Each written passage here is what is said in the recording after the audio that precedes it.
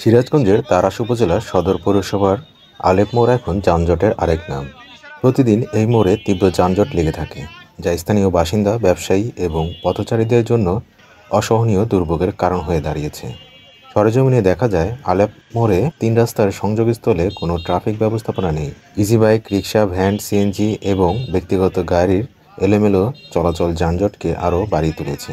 বিশেষ করে সকাল থেকে সন্ধ্যা পর্যন্ত এই মোড়ে যান চলাচল প্রায় স্থবির হয়ে থাকে। স্থানীয়দের অভিযোগ, যানজট নিরসনে পৌর কর্তৃপক্ষ এবং ট্রাফিক পুলিশের পক্ষ থেকে কোনো কার্যকর পদক্ষেপ নেওয়া হচ্ছে না। মোড়ে একজন ট্রাফিক পুলিশ সদস্য চোখে পড়ে না, ফলে যার যেমন খুশি সেভাবে গাড়ি ঘোরাচ্ছে, যা বিশৃঙ্খলা সৃষ্টি করছে। এক পথচারী জানান, প্রতিদিন এই মোড় পার হতে আমাদের অনেক সময় নষ্ট হয়। জরুরি প্রয়োজনেও দ্রুত কোথাও যাওয়া যায় না। এই সমস্যা থেকে কবে মুক্তি পাবো তা জানি না।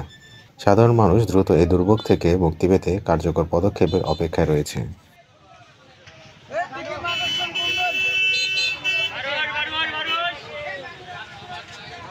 এখানকেই বলে তারাস বাজার, সকাল সন্ধ্যা যাম।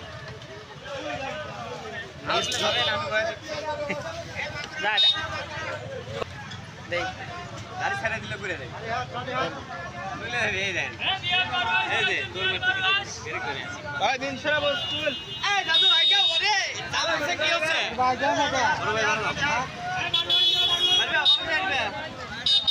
মোটর চলে মাথায় কাল্লা একবার ইয়ে করে দিতে যাও না এলে পিটাচ্ছি সমস্যা আগে সে যাও